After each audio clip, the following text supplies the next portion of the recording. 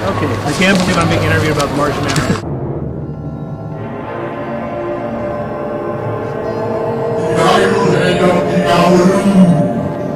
A podcast for John Jones, the Manhunter from Mars, his world, and the vile menagerie of villains he must confront.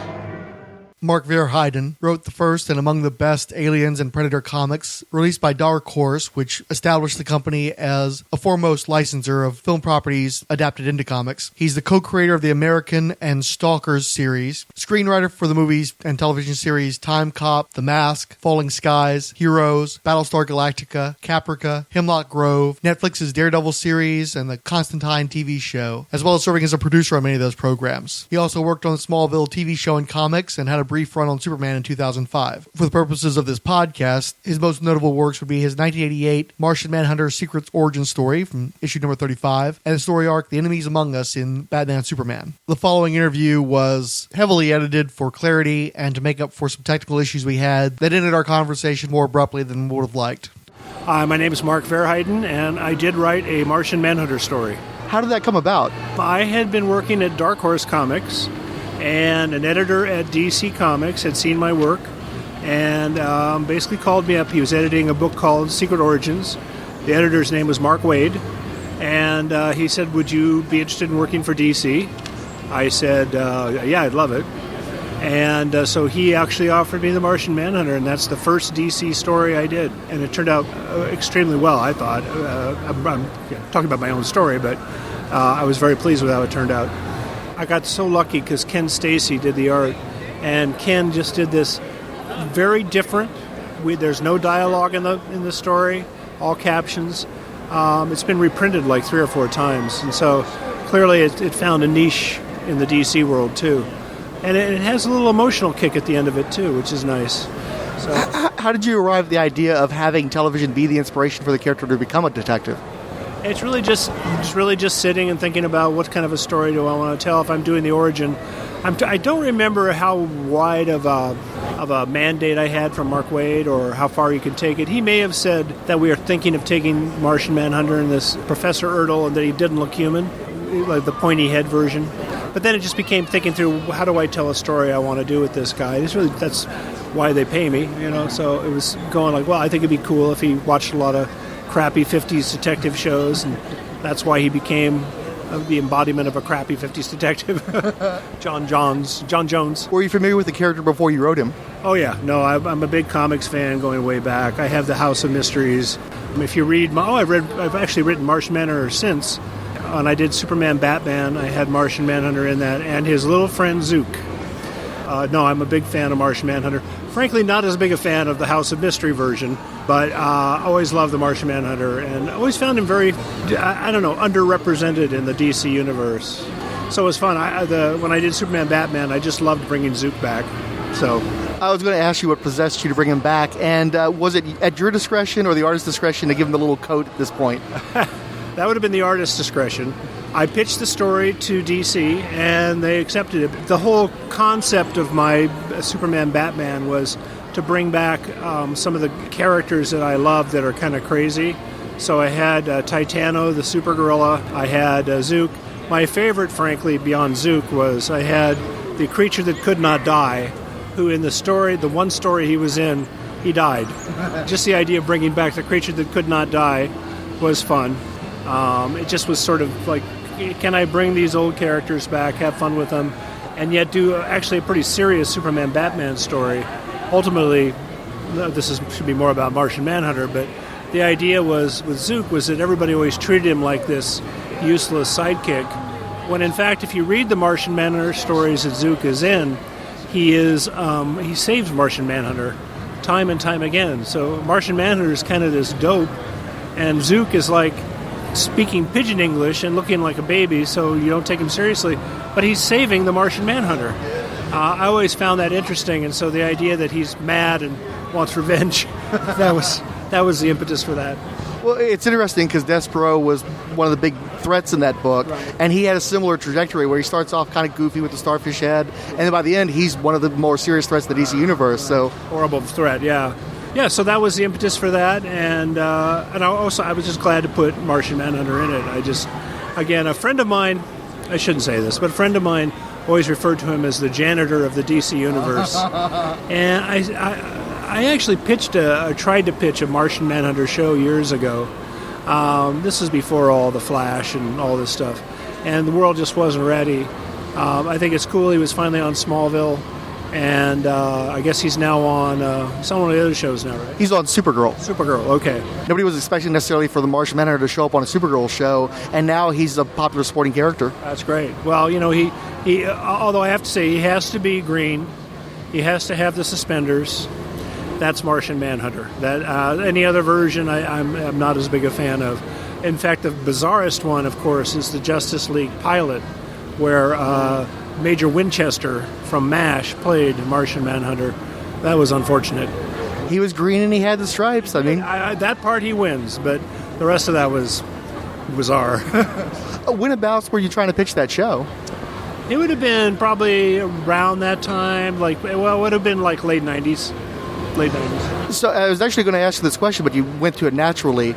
Given your background in screenwriting and adapting comics to film, how viable do you see the Manhunter in that medium? Well, obviously, he's a character on Supergirl. So, what I always liked about the Martian Manhunter, forget about the other stuff, was the stranger in a strange land thing. The idea that, and Jerry Jones, I think, was the one that did a broader sort of history. The idea that he has lost his entire world and he's stranded here. The idea that he tries to mask himself as human, but unlike Superman, he's not human. So playing with all those things, the story I did in Secret Origins was trying to explain how he became a cop, which is a weird thing to pick.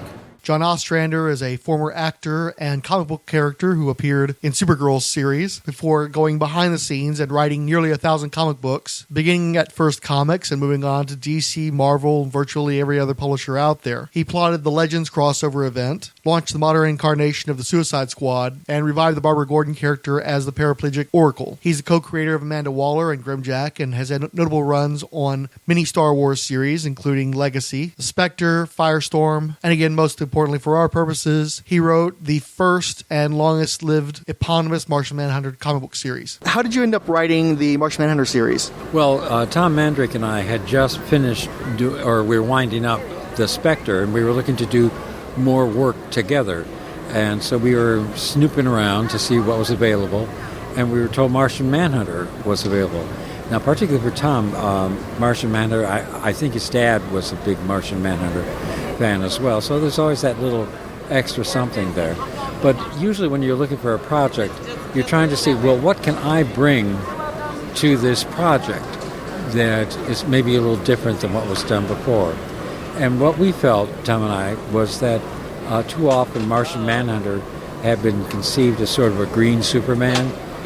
He's got similar abilities plus a few more. What we figured was that there's a key difference. Superman, Kal-El, came to Earth as an infant, and he was raised by the Kents. So he may have been born on another planet, but he was raised as an American, as a human being. John Jones came to this planet as a man, fully grown. So he came from a whole society that would have shaped and formed him and who he is as a person, as an individual. And so one of the things that we wanted to do was to explore that society a little bit. We knew a few things from it, but not a lot. So we wanted to think it through and try to think, how would things be different? For example, we decided that the Martians lived in pyramids, but because they can phase through things, there are no doors, there are no windows, so they just would phase through it, and because they can float, they don't have stairs, they just have concentric circles and they bring themselves up and down accordingly.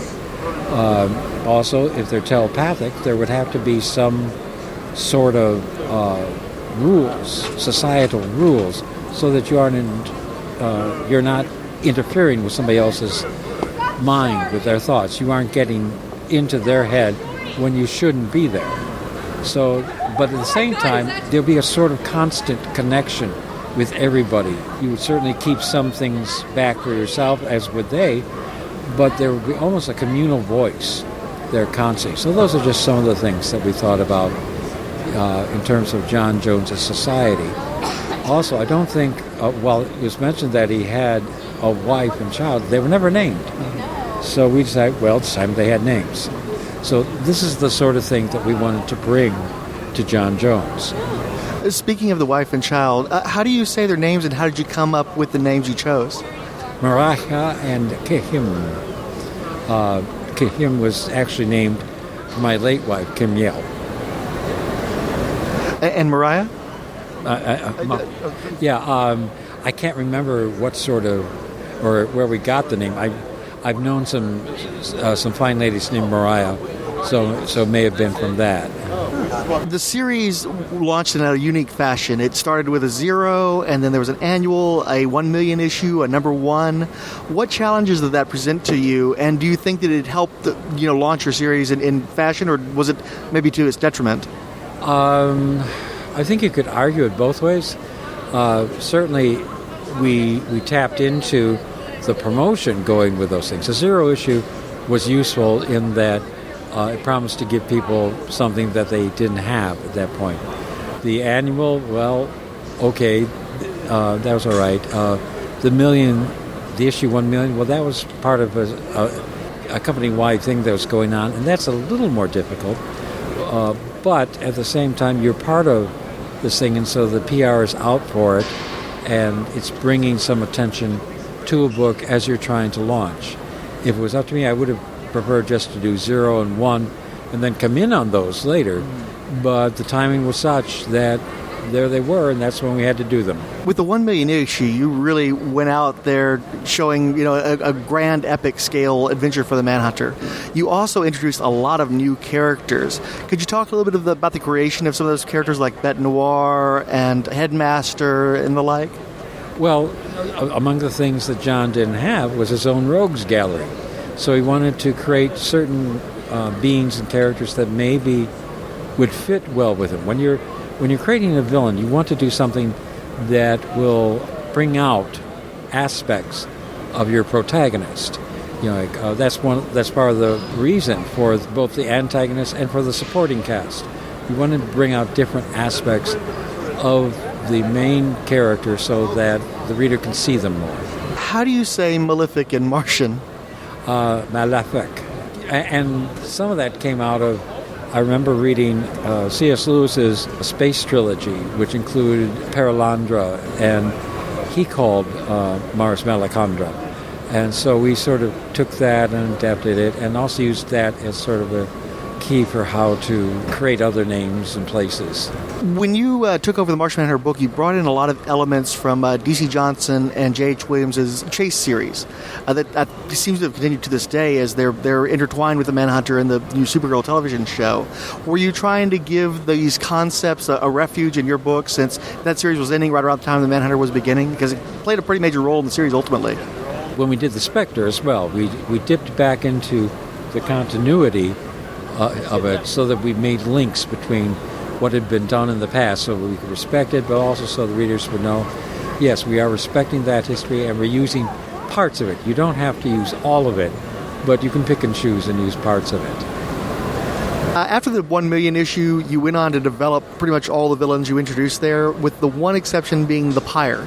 And I was curious, was that an Easter egg, or is that something you'd planned to work on and never got around to? It sounds to me something that we were going to develop more, but I'll be straight up honest with you. My memory just doesn't remember at this point. It was a couple years ago. Yeah, a couple of decades ago, yeah. You also had the character Fire appear in one issue, and she had a pretty involved story with the Manhunter, and then she didn't turn back up again. Did you have any long-term plans with her, or were you just giving an opportunity for her to resolve some of her issues with Ice? I think I would have liked to have played with her some more. But again, we just didn't have the time, and the book kept on leading us in different directions, so we just never got back to some of them. Were there any characters or concepts that you wanted to play with in the book that you didn't have access to? I don't think so. We wound up inventing a whole lot of them. I mean, we didn't invent the White Martians, but we wanted to get into them and deal with them a bit, and we had the whole concept of Gem, son of Saturn. Now that was kind of odd because that miniseries, or that series, made me think, well, why isn't this Martian Manhunter series? Because Jim is so similar. And so we wanted to, instead of forgetting about it and denying it, we wanted to work it in there and do a question of, okay, how are... they must be interconnected. So the question is how. And the story that we came up with is how we did it. Did you want to spend any more time with the Saturnians and Princess Carissa, or did you get to tell all the stories you wanted to tell with them? I was happy with the stories that we told. If we had gone on, then I probably would have done more with them as well. What brought you to the Revelations series of one-shot stories that went back into the history of the Manhunter and his connections to the DC Universe? Well, I wanted to do some single-issue stories, but I wanted to be linked together. And so John has a long history in the DCU. And so we wanted to show how he had been there for a long time, even if he wasn't always recognized as being there. And so we wanted to show him with some of, not with Hal Jordan, but with Abin Sur, Green Lantern, and how he knew the Kents from before Clark became Superman. You also played a lot with Jack Kirby's Fourth World. Was there an end game to that, or was it just a matter of getting to play in Kirby's fields? I love the Fourth World, so it's a matter of I want to play in this sandbox. So, and it seemed to me that John was also a good counter to Darkseid. We may have upped his presence with it a little bit more than other people would think we should, but we were happy to do it. Well, to be honest, one of my introductions to the character was through the Superpowers action figures, and both Martian Manhunter and Darkseid came out at the same time, so I kind of associated them anyways. Yeah. The Fourth World characters were just, iconic. And Darkseid is the great villain of the DC universe. So that was really fun. One thing that got me with Malefic's design is he had that head shape that was on his belt or some such. And it reminded me of two things, both Darkseid and also the icon for the Manhunter cult from your Mark Shaw Manhunter series. Was any of that intentional, and did you ever think about tying the Martian Manhunter in with any of that material? Well, the design was Tom's work.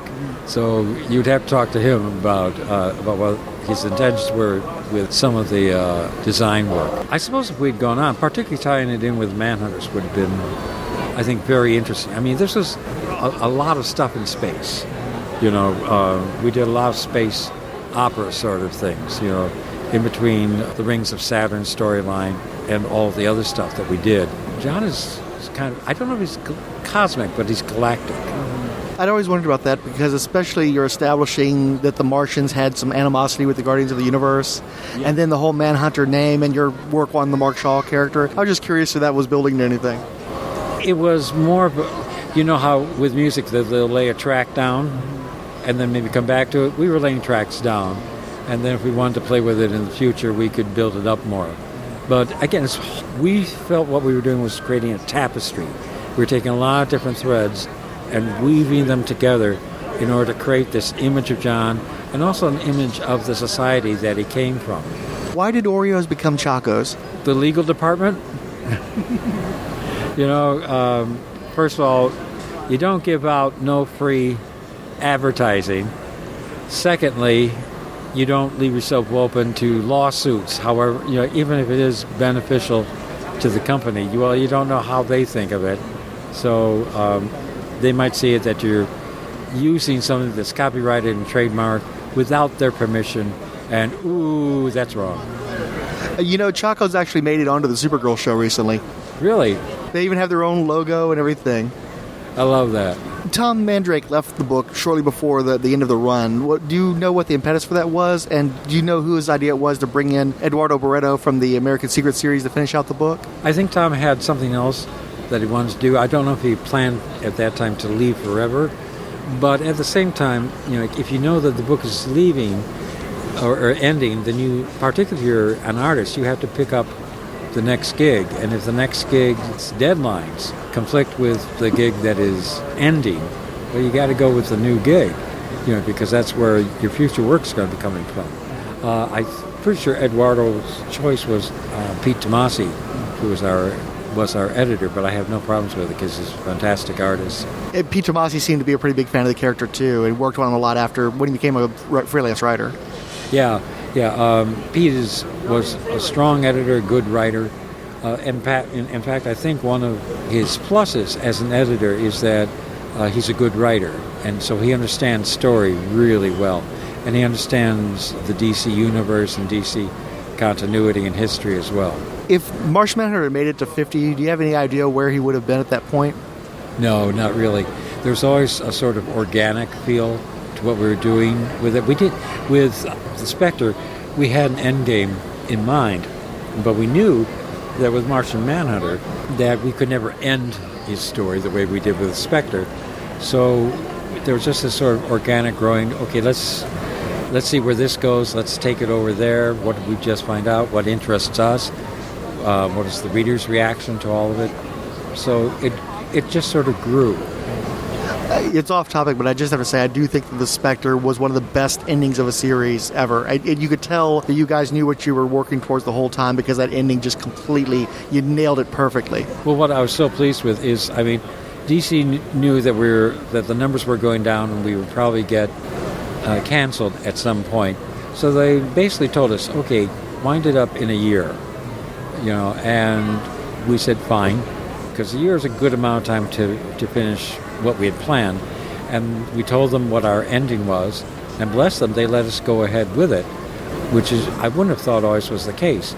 But by that ending, we made the whole series one long story, which was about Jim Corrigan. And in so doing, really made it special.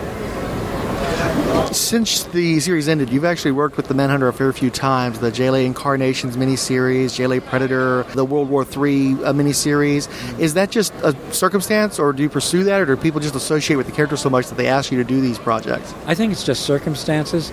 I mean, certainly when I was doing Justice League Incarnations, John is so central to the Justice League, or certainly was at that time, and you can't really do Justice League from those times without John in them.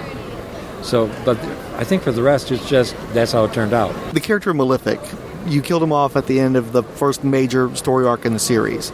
But other people have picked him up since then. He's turned up in a Jimmy Palmiotti and Justin Gray arc in JLA Classified.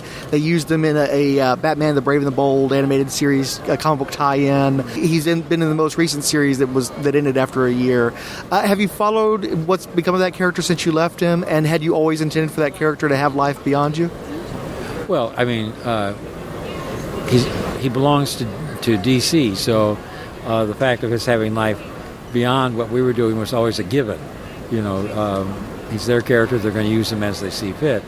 I generally don't try to follow either a book or even a character too much after I'm done with them, because I've generally had the permission to do what I wanted with that character, and whoever's working with them next, unless they come to me and ask me some questions, they have the right to do what they want without the ghost of me looking over their shoulder. And that way also I can tell people, such as yourself, what's my reaction. I can honestly say, well, I haven't read it. Did you happen to see the character actually got adapted into film? The Justice League Doom cartoon featured Malefic pretty heavily. Did you happen to see that? Did you have any participation in that?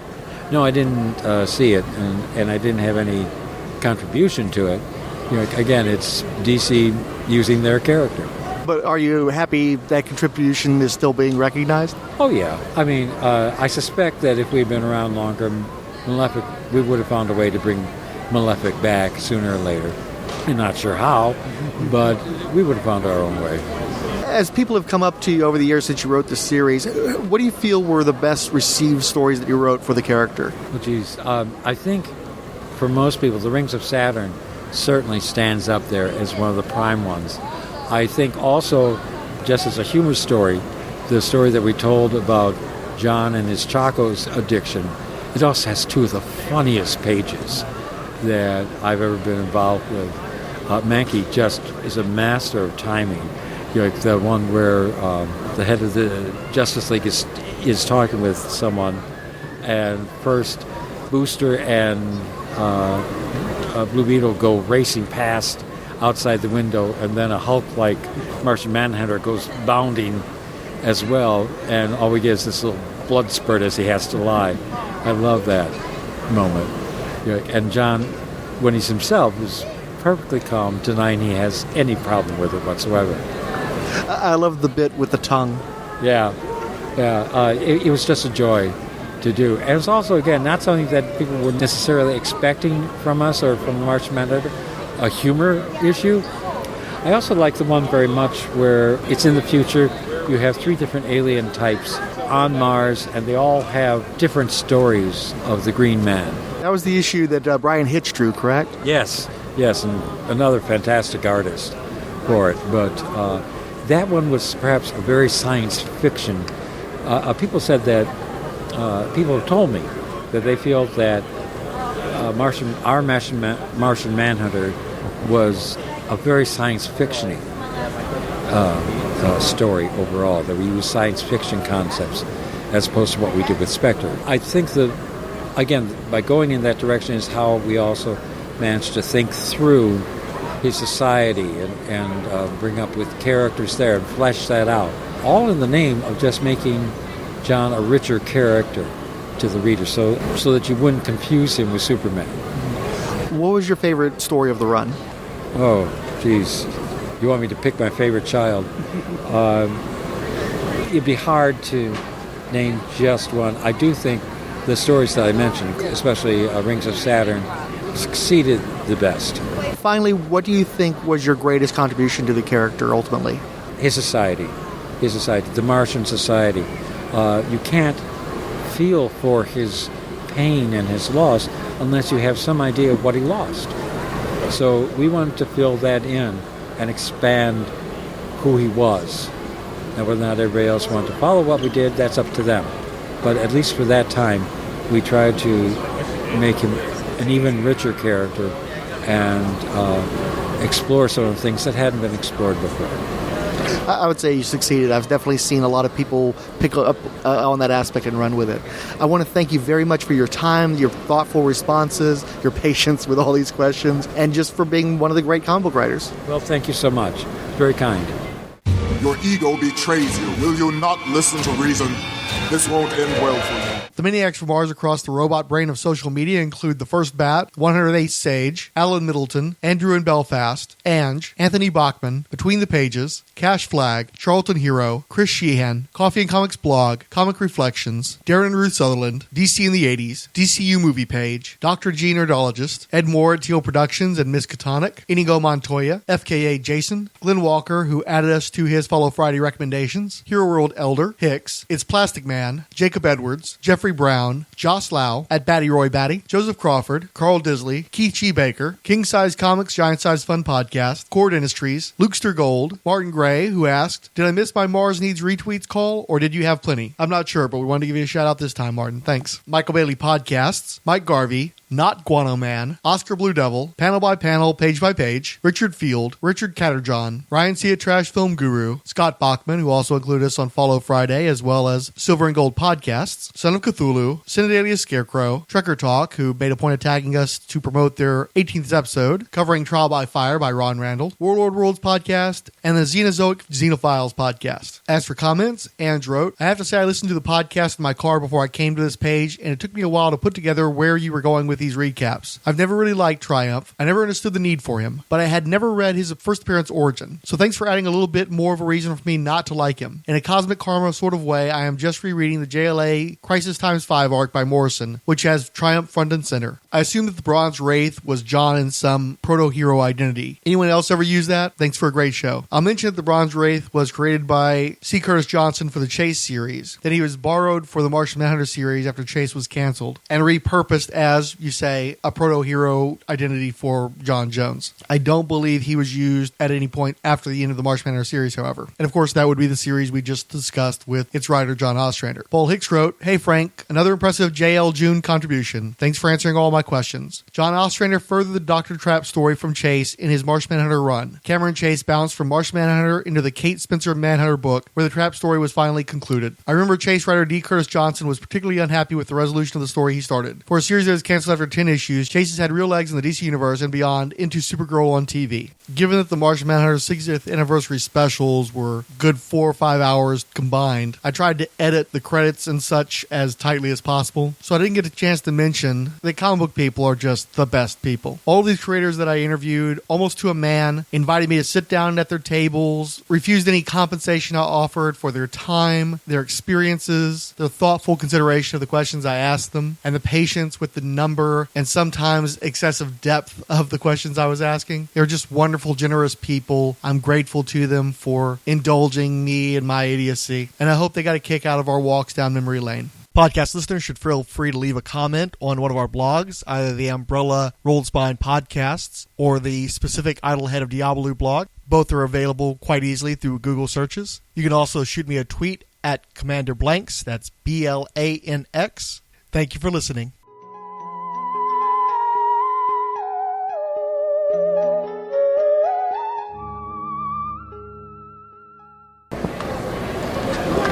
Technology, man. I know, it's Kills you. tricky business. Honestly, I might have to end it there because I think that's dead. Anyway, the great thing is you hit pretty much everything I was going to ask you without me even having to ask. Good. And it's great. I love the enthusiasm you have for the character. I really appreciate you taking the time out for me. Appreciate it, absolutely. So where does this show? It's called The Idlehead of Diabolu. I got to write that down. Okay. The Isle of... The Idlehead of Diabolu. It's from from the House of Mystery run you didn't like so much. The Idlehead. God, what's going on with this? Diablo? Diabolu, yeah. Diablo, okay. All right, and that's a website. Yes. And, the podcast has about 20 some odd episodes in it. I did a couple called the Martian Manhunter 60th Anniversary Special where I try to get as many people interviewed as possible or get interviews that other people had done. And it's about 4 hours of just talking about the Martian Manhunter. But I got to talk to Howard Chaykin about it. I got to talk to a lot of cool people who actually surprisingly cared about the character. Because as you said, he often is the janitor of the DC Universe. So I always liked him. Again, my first story.